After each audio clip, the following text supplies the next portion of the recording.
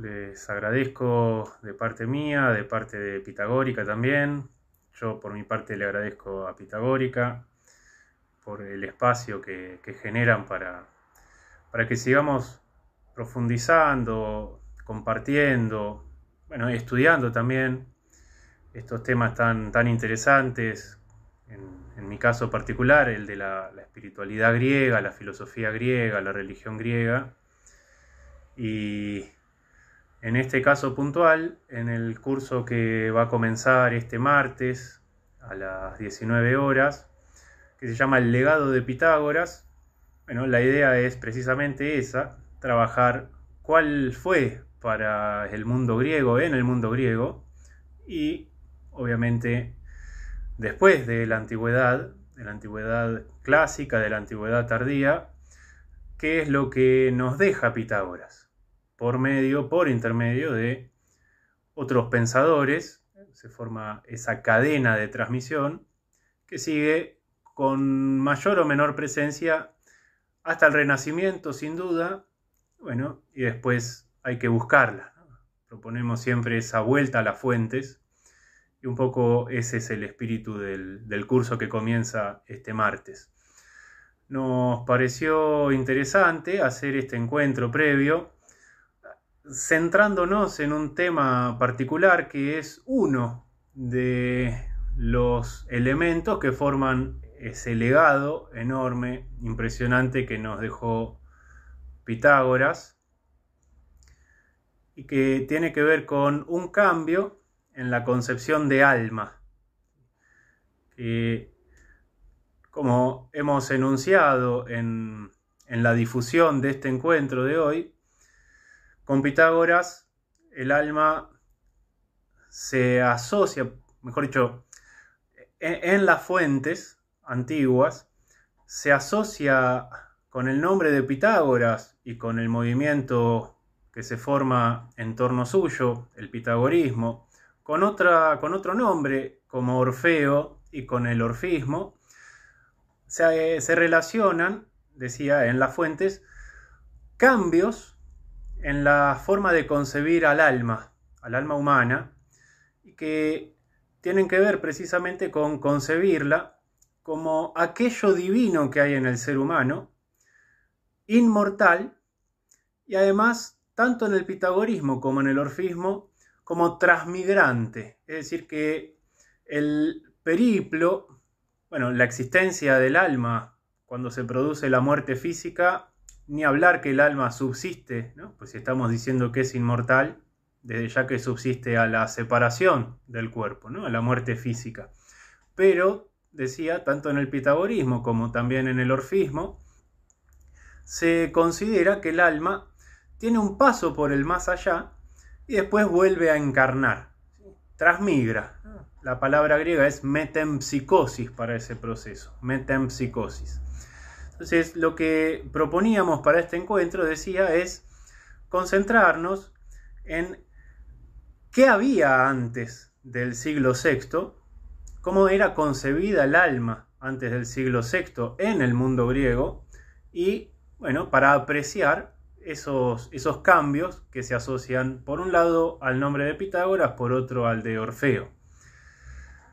Tenemos sí o sí que referirnos, concentrarnos, analizar los poemas homéricos.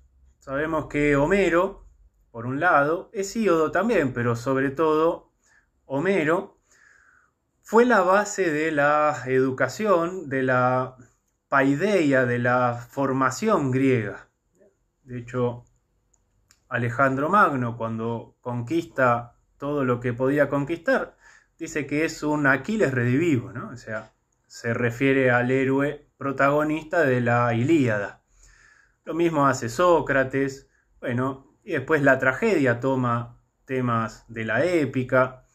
Entonces, antes del siglo VI, que es donde se produce este cambio en la forma de concebir al alma, a la psique, tenemos que partir de la concepción homérica. Y como todo lo que tiene que ver con Homero, La del alma, la concepción homérica del alma, es una disputata quaestio, es decir, un asunto sobre el que no hay una interpretación unánime entre los especialistas, sino que hay varias teorías, varias maneras de entender la cuestión, porque saben que Homero mismo es una cuestión, una disputata quaestio, ¿no? Se lo conoce como la homérica quaestio, la cuestión homérica, el asunto homérico, que tiene que ver con si Homero existió, si Homero es el nombre que recibe un grupo de aedos, de cantantes, no eran poetas todavía, sino cantantes, si Homero en realidad es el nombre que se le pone a una tradición y transmisión que hunde sus raíces muchos siglos más atrás que el siglo VIII, que es cuando se lo sitúa a Homero, si Homero es el autor de Ilíada y de Odisea, bueno, son muchas cuestiones y que no escapa a esa disputa, ¿no? Al ser una cuestión disputata, ¿no? La concepción homérica del alma. Entonces, la idea es hoy referir un par de pasajes en donde Homero usa la palabra psique, que es la que después termina por traducirse por alma, ya en el siglo VI y sobre todo en el siglo V y IV, pienso en Platón, por ejemplo, pienso en Aristóteles, ¿no? Ahí ya traducimos la palabra griega psique por alma sin ningún problema porque está muy muy cercana a lo que después nosotros entendemos por alma o asociamos al alma. En el caso de Homero, ahora voy a mencionar 2 o 3 pasajes, hay muchísimos en donde aparece la palabra psique, y la mayoría de las veces que Homero usa la palabra psique es en la Ilíada. Pensemos que Ilíada es un poema que tiene como contexto, como marco, la guerra, mientras que la Odisea es, bueno, el nostos, el regreso de Odiseo. Entonces, no es ya el contexto el de la guerra, sino otro, ¿no? Cómo comportarse cuando uno es un extranjero recibido en una casa o en un palacio, cómo recibir a un extranjero, bueno, son otras cuestiones que no son las de la guerra, ¿no? Entonces, voy a leer algunos pasajecitos de Ilíada y de Odisea para ver en qué contextos aparece la palabra psique en Homero. Entonces, tenemos uno, por ejemplo, del canto quinto, versos 290-296. Hay un enfrentamiento entre los griegos y los troyanos, una batalla, y Diomedes dispara apuntando a Pándaro. Dispara la pica, ¿no? La lanza. Y dice Homero, tras hablar así, disparó y Atenea enderezó el proyectil hacia la nariz junto al ojo y traspasó los blancos dientes. El intaladrable bronce le cercenó la base de la lengua y la punta de la lanza emergió junto al extremo del mentón. Se desplomó del carro y las armas resonaron sobre su cuerpo, tornasoladas, relucientes. Se apartaron espantados los caballos de ligeros cascos y allí mismo psique, no la traduzco, y furia y ánimo se le desmayaron. Este contexto en que Homero usa la palabra psique se repite mucho en Ilíada, ¿no? Hay enfrentamientos, alguien ataca, un héroe ataca a otro héroe, lo hiere y es en ese momento, en ese contexto en que suele aparecer en Ilíada la palabra psique usada por Homero. Acá dice que en el mismo momento, ¿no? ¿Vieron la precisión forense con la que Homero describe cómo va ingresando la pica, la lanza? Y en ese mismo contexto en que Pándaro es herido, podemos decir herido de muerte, ahí menciona psique. Dice psique y furia, ¿no? Sí, psique y ánimo, fuerza, se le desmayaron. Dudemos, o sea, no nos dejemos llevar por la traducción habitual de psique, dudemos un poco de si se puede, ahí si cabe, traducir psique por alma, ¿no? Allí mismo el alma y la furia, el alma y la fuerza se le desmayaron. Quedaría medio extraño, ¿no? Poner alma. En muchos otros contextos también hay un héroe que es herido de muerte y Homero dice que por esa herida sale su psique, ¿no? Su psique abandona el cuerpo y se hunde en la tierra, o sea, se va a su lugar final, que es el inframundo, ¿no? La morada de Hades.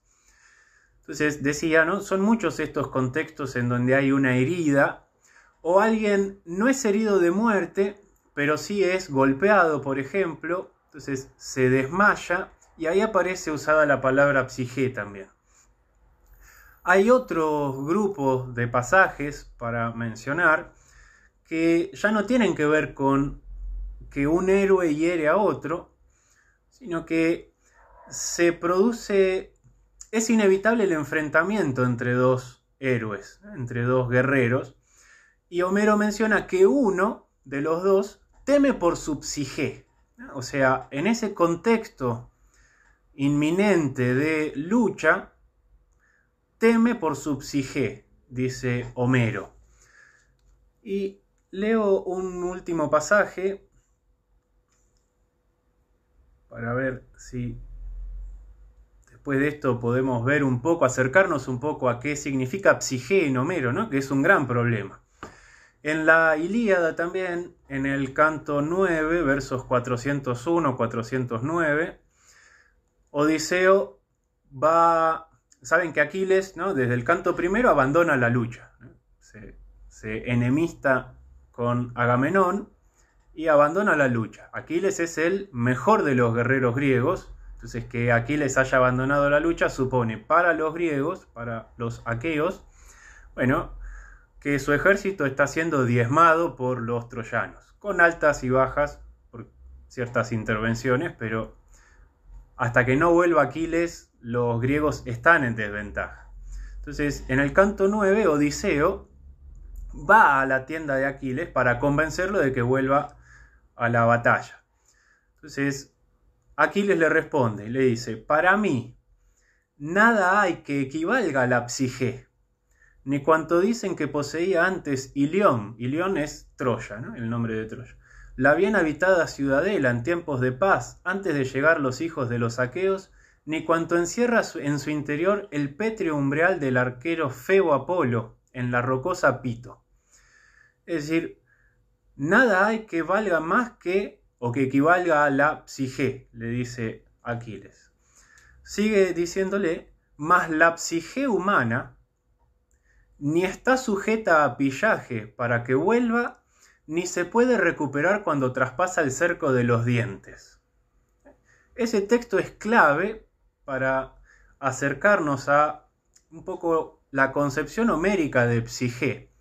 Y además nos abre la puerta para apreciar cuáles son los cambios que produce o que trae, que introduce al mundo griego Pitágoras, ¿no? O que se asocian con el nombre de Pitágoras.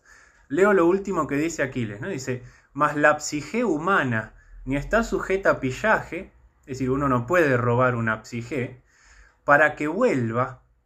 Cuando uno la perdió, no hay manera de recuperarla, ni se puede recuperar cuando traspasa el cerco de los dientes, ¿no?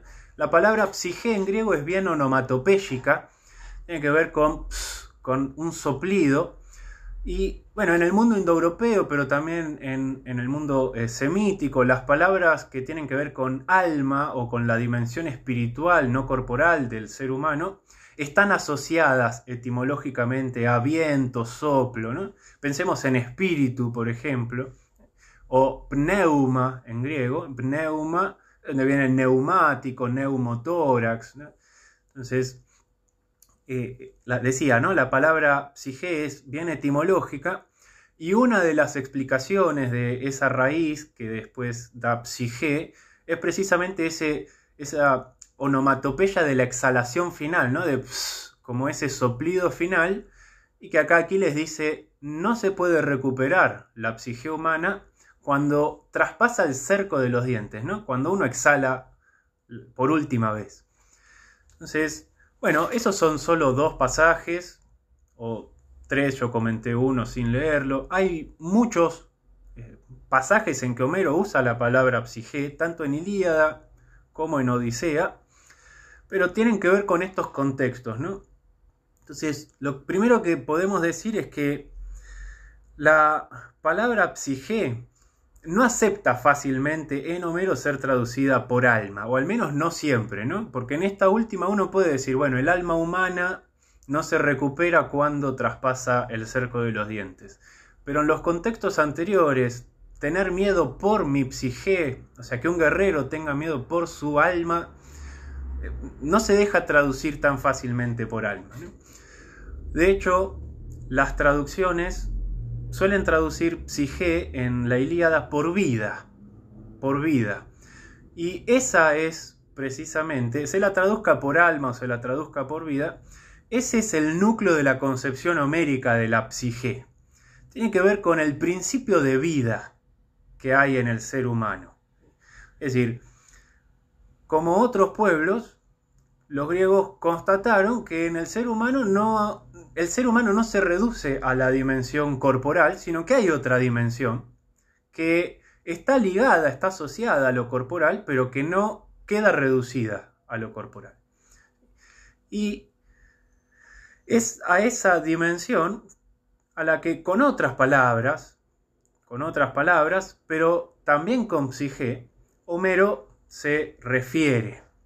Entonces, se lo traduzca por vida, se lo traduzca por alma, eso ya es un poco secundario, ¿no? Lo que hay que sí ver es que psige en Homero, de estos pasajes que estuvimos leyendo, se sigue que es concebida como principio de vida para el ser humano. De hecho, cuando el guerrero es herido y muere, una vez que su alma abandona el cuerpo, pasa lo que menciona Aquiles, ya no se recupera, es decir, queda el cadáver, ¿no? Queda el cuerpo muerto y la psige sale, abandona el cuerpo. Entonces, decía, ¿no? Se la traduzca por vida, se la traduzca por alma, es principio de vida, es lo que anima al cuerpo. Eso no va a perderse, ¿no? La concepción del alma como principio de vida no va a perderse, pero sí van a cambiar otros aspectos de la concepción de alma. Porque, ¿qué pasa en Homero cuando la psige abandona al cuerpo del guerrero? Bueno, el cuerpo ya sabemos, ¿no? Queda ahí y se descompone. Pero ¿qué pasa con el alma? Bueno, en el caso de Homero, en la concepción homérica, el alma, una vez que abandona el cuerpo, se hunde, en algunos pasajes dice, se hunde en la tierra, es decir, que va a la morada de Hades, ¿no? Va al inframundo. Y para tener una idea de cómo Homero concibe el más allá, es decir, ese inframundo, hay que leer el canto 11 de la Odisea. En el canto 11 de la Odisea, perdón que sean tantas referencias, pero insistimos en que creemos que lo mejor es el trabajo con los textos fuentes, ¿no? Entonces, en ese canto 11 de la Odisea, en el canto anterior, Odiseo está con Circe, y Circe le dice que para averiguar, para saber cómo debe hacer para volver a Ítaca, a su patria, tiene que navegar hasta los confines del océano, llegar a una isla, en esa isla hacer un ritual que se llama Nequia, que con ese ritual lo que va a lograr es que asciendan algunas almas desde el inframundo, que tiene que buscar al alma del adivino Tiresias, y que Tiresias le va a indicar cómo retornar a Ítaca. Odiseo en el canto 11 hace eso, y hasta que se encuentra con la psige de Tiresias, bueno, tenemos toda una descripción de la escatología homérica, es decir, de cómo Homero concibe el más allá. Y lo que hay es terrible, terrible en cuanto a lo desolador que es, porque lo que va relatando Homero, con lo que se va encontrando Odiseo, es con, perdón que use la palabra griega, con eidola. Eidola es el plural de eidolon, de donde después viene ídolo, que son imágenes, sombras, fantasmas si quieren. Es decir, que eso es lo que queda del ser humano, ¿no? Solo sombras, solo imágenes, y está vacía esa imagen de todo lo que caracteriza al hombre vivo. Está vacía de fuerza, de vigor, de pensamiento, de memoria.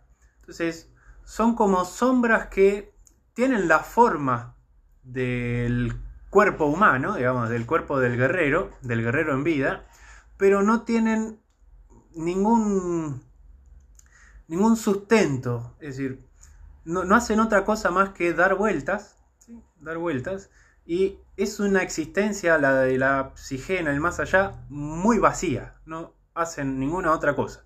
De hecho, Odiseo, con este ritual que hace, ¿no? Con la néquia, le puede dar de beber a algunas de las psijae, y con eso les permite que hablen, ¿no? Es conmovedor. Si no leyeron el canto 11 de Odisea, les recomiendo que lo hagan, porque es conmovedor cuando se encuentra con la psique de su madre. Odiseo no sabe que su madre está muerta y ve a la psique de su madre. Entonces es terrible ese momento para él, y le da de beber de la sangre del ritual. Entonces la psique de su madre recupera el habla. Ella le pregunta, se pone muy mal porque cree que Odiseo está muerto también.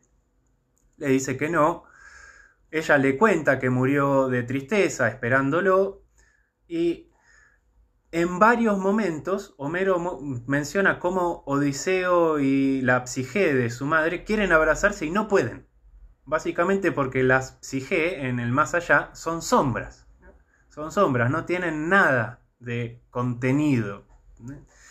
Entonces, bueno, ahí relata Homero cómo Odiseo se encuentra con las psijae, con las almas. Uso almas ahora para no usar tanto la palabra griega, de otros héroes, compañeros suyos, ¿no? Se va enterando de quienes han muerto. Ve también al adivino Tiresias, y el adivino Tiresias es el único que por don de Perséfone es la soberana del inframundo, por ese don que le hizo Perséfone, Tiresias mantiene pensamiento y memoria. Entonces, por eso Odiseo, para retornar a Ítaca, tiene que encontrar esa psique para que el adivino Tiresias le indique cómo volver. Entonces, de los pasajes que vimos en Ilíada, sobre todo, ¿no? Esos contextos de batalla, psique suena más a vida, ¿no? O principio de vida. Está bien, podemos decir alma, no hay problema en traducirlo por alma, ¿no? Y en los contextos del canto 11 de la Odisea, tenemos qué pasa con la psique una vez que se separó del cuerpo. En ningún momento, de hecho, recordemos el último pasaje de Ilíada en donde habla Aquiles, ¿no? En ningún momento se menciona que la psique sea inmortal, ni que transmigre, es decir, que después de ese paso por el inframundo, por la morada de Hades, vuelva a ingresar en otro cuerpo humano, ¿no? O en otro cuerpo, en otro ser vivo. Entonces, en Homero tenemos la concepción de psique primero como principio de vida, ¿no? Que aparece sobre todo, perdón que lo repita tanto, pero no hay que perderlo de vista, en esos contextos en que o bien el guerrero acaba de ser herido de muerte y pierde la vida, o bien en los contextos en que teme por su vida, que teme por su psique.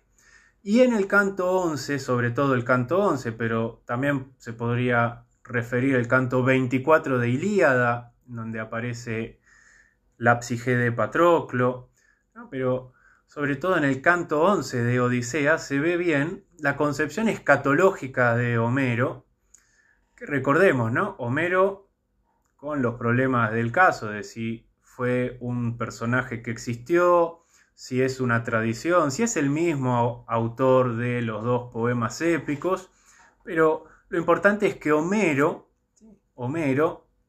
esos dos poemas épicos, la Ilíada y la Odisea, fueron la base del pensamiento griego, de la formación griega. Entonces, ¿por qué remarcamos que en Homero aparece la psique como principio de vida por un lado y esta concepción escatológica por otro? Porque son las que la concepción de la psique más extendida en el mundo griego. Es la más extendida. Podemos llamarla la concepción popular, pero no en un mal sentido, ¿no? Sino en este sentido de más extendida, que es la concepción homérica, y es precisamente sobre ese trasfondo. Sobre todo, pensemos en lo desolador que es esa descripción de la existencia de la psique en el más allá.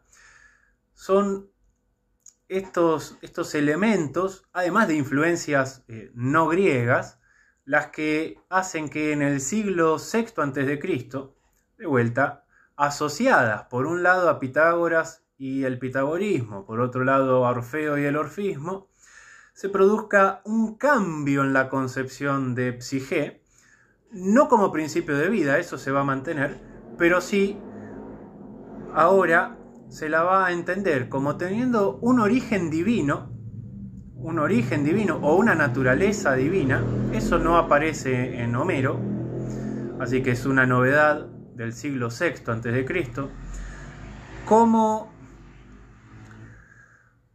inmortal, es decir, que a diferencia de las palabras que leímos de Aquiles, el alma es inmortal, es decir, no es que una vez que se escapa del cuerpo, bueno, va al inframundo y no sabemos qué pasa, ¿no? No sabemos si esa estadía en el más allá es eternamente, es decir, el alma es inmortal y está eternamente en el más allá, o no, llega un momento en que el alma también desaparece, como el cuerpo. No hay fuentes, no hay testimonios que nos permitan decidirnos por la inmortalidad del alma en la concepción homérica, como sí aparecen en la concepción pitagórica o en la concepción asociada a Pitágoras. Y el tercer elemento, ¿no? Naturaleza divina, inmortalidad, y el tercer elemento es que transmigra, de vuelta, ¿no? A diferencia de lo que menciona Aquiles en ese último pasaje que leímos, que referimos de Ilíada, el alma no es que se recupera, uno no puede recuperarla, pero sí el alma transmigra, entonces tiene un paso por el más allá y después vuelve a ingresar en un cuerpo, vuelve a animar un cuerpo. Entonces, naturaleza divina, inmortalidad y transmigración son las tres notas que caracterizan a la concepción pitagórica del alma y que son estas innovaciones en la concepción de la psique que se asocian a Pitágoras. Menciono, por ejemplo, Genófanes llamado presocrático, aunque los presocráticos no sabían que eran presocráticos, esos son nombres que se pusieron después, pero llamado presocrático, cuenta cómo Pitágoras iba caminando y encontró un grupo de hombres que estaban golpeando a un perro y que el perro chilló y él les pidió por favor que frenaran de golpearlo porque en ese chillido había reconocido la voz de un amigo, de un antiguo amigo ya muerto, ¿no? Entonces aparecen estos testimonios asociados a Pitágoras, ¿no? A la figura de Pitágoras, que lo que nos muestran es precisamente este cambio en la concepción, ¿no? Ahí tenemos el alma es inmortal y transmigra. Entonces podemos agregar que el alma de un ser humano que ha muerto no tiene por qué transmigrar en otro cuerpo humano, sino que puede transmigrar en otro tipo de ser vivo. En este caso, en la anécdota de Genófanes, un perro. Y eso nos habla de una característica fundamental también del pitagorismo, que desarrollaremos en el curso que empieza el martes, que es la de la singeneia. Singeneia es parentesco universal, que el cosmos, el universo, es un todo y que los seres que habitan el cosmos tienen una relación de parentesco. De ahí la posibilidad de que la psique pueda transmigrar de cuerpo humano a cuerpo humano, pero también de cuerpo humano a cuerpo animal, ¿sí? O de cuerpo animal a cuerpo humano, y que se asocia con esa singenia, con ese parentesco universal, también la prohibición de sacrificios cruentos por parte del movimiento pitagórico y la prohibición de ingesta de seres vivos, ¿no? De carne, por ejemplo. Entonces, tenemos, para ir cerrando, porque la idea del encuentro de hoy era hablar sobre todo de la concepción homérica, tenemos que en el siglo VI, asociada a Pitágoras, aparece este cambio en la concepción de psique, y que no va a ser solo un cambio en la manera de concebir la psique, si quieren podemos decir alma para dejar de decir psique, sino que va a traer aparejado ese cambio, un cambio en la concepción en la relación entre los seres que habitan el universo, va a traer también un cambio en la concepción antropológica, porque ahora en el ser humano, como tiene alma, hay algo de naturaleza divina, y eso le va a permitir poder lograr no convertirse en un dios, esa no es la idea, sino asemejarse a lo divino, asemejarse a los dioses.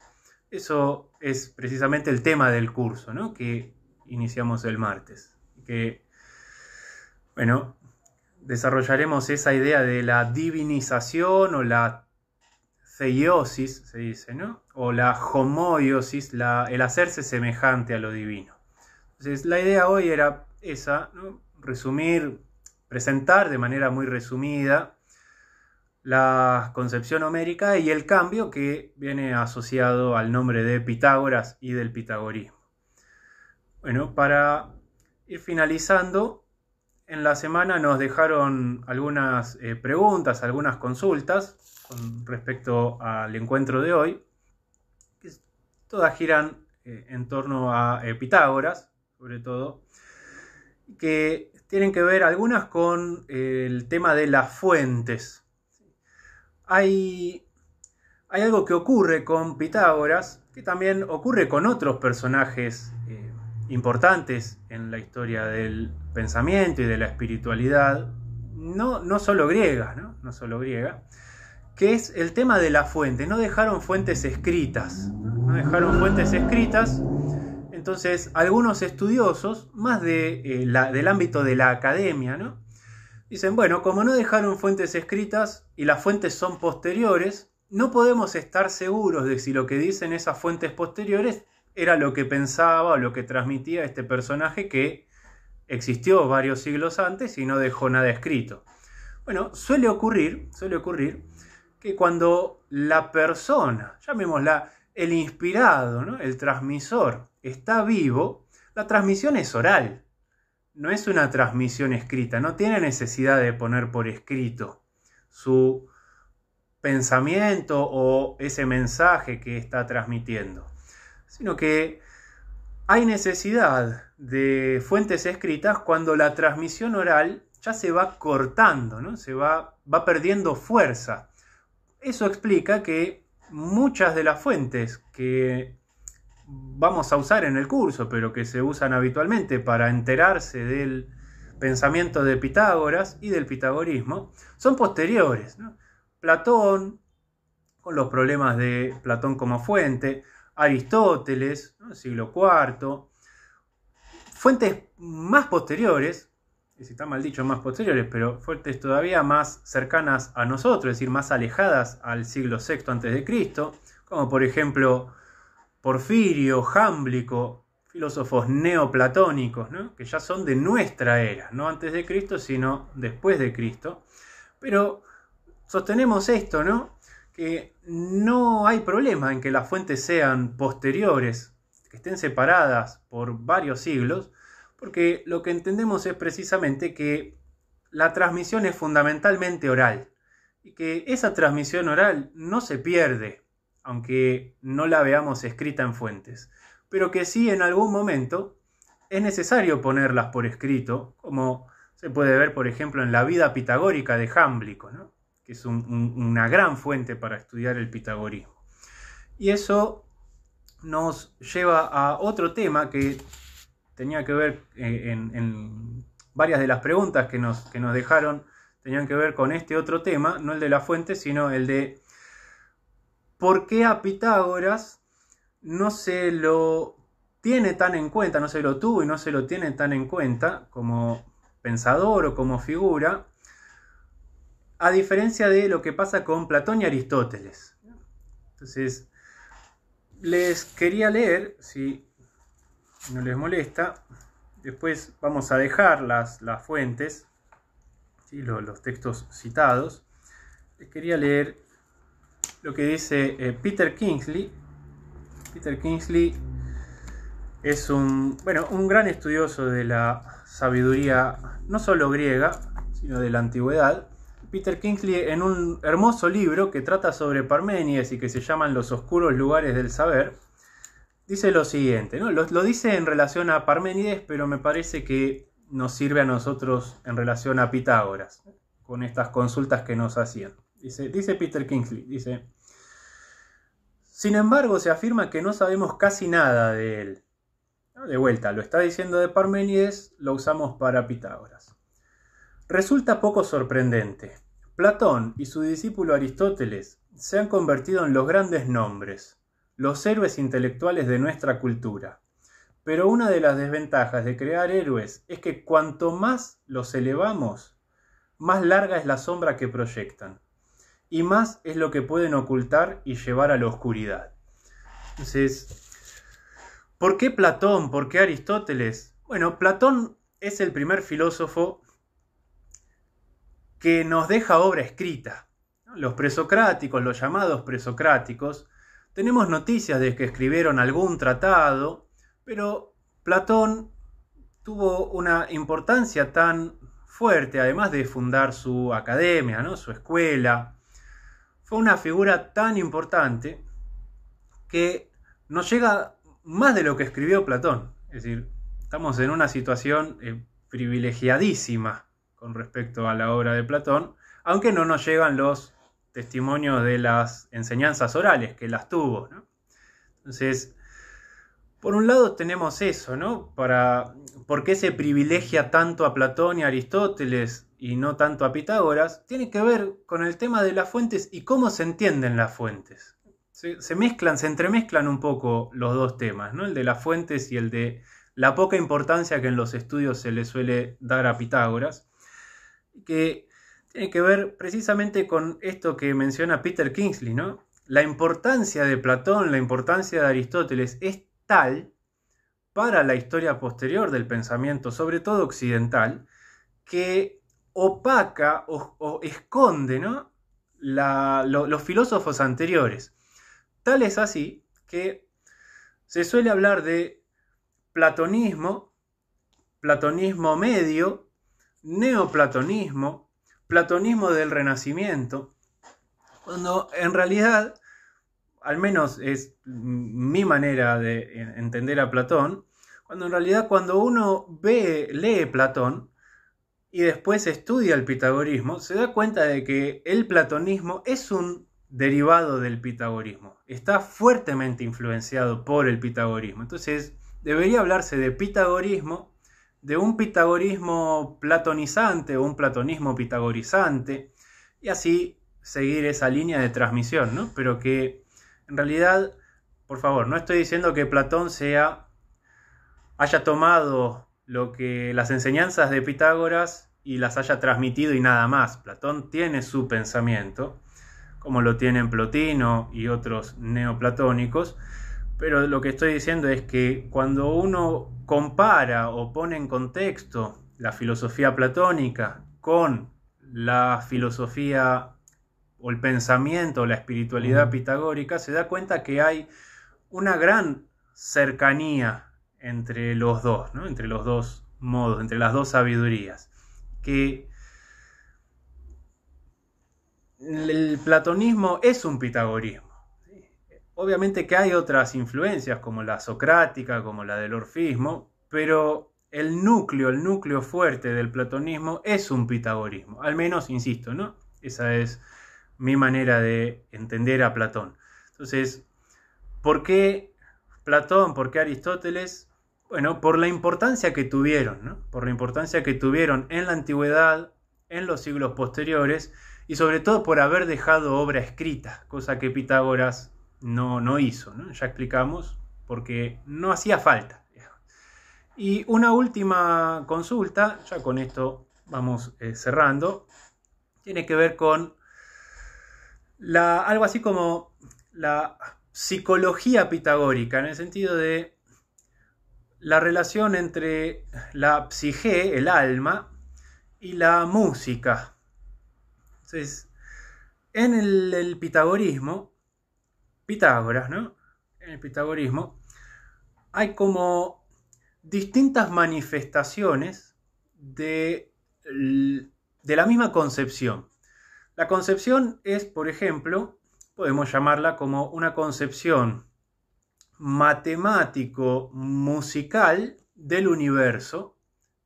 Hay una estructura del universo que Pitágoras menciona o manifiesta recurriendo a la armonía musical, por un lado, y la matemática, ¿no? La proporción matemática, por otro.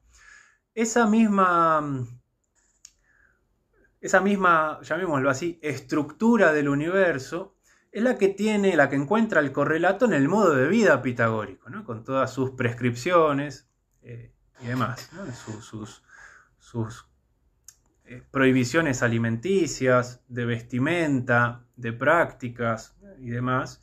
Entonces, cuenta Jámblico, autor neoplatónico, en su vida pitagórica, cuenta que Pitágoras iba caminando y pasa por un taller de herrería, por una herrería, y con los martillazos que daba el herrero sobre el bronce, encuentra la octava descendente. Es decir, la octava descendente.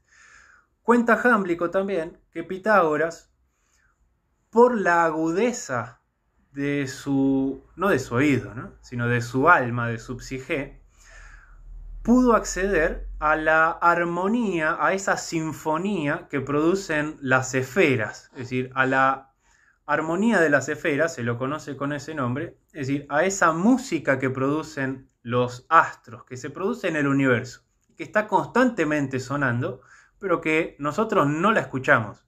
No la escuchamos porque, por un lado, no tenemos la agudeza, llamémosla anímica espiritual que sí tuvo Pitágoras. Por otro lado, porque estamos siempre escuchándonos a nosotros mismos, ¿no?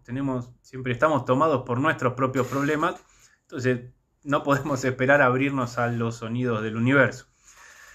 Que Pitágoras sí accedió a esa armonía, a esa música de las esferas, y que una práctica que hacía con los que se acercaban a él era, primero, que tenía la capacidad de hacer una especie de diagnóstico de acuerdo a determinados comportamientos y características de quienes se le acercaban. Él hacía un diagnóstico psicológico, ¿no? De qué tipo de psique, de alma tenía esa persona y cuál era la armonía musical, o sea, cuál era la melodía, cuál era el ritmo que convenía a esa psique, a ese alma. ¿Convenía para qué? Para tratarla, para curarla, para armonizarla. El alma es armonía, tiene que estar en una relación armónica con el universo, con el todo, ¿no? Con el cosmos, pero se desarmoniza, se va desarmonizando. Entonces, una de las prácticas que hacía Pitágoras, que la hacía él consigo mismo, pero que también la hacía para con los demás, sobre todo con sus discípulos, era esta especie de psicoterapia musical.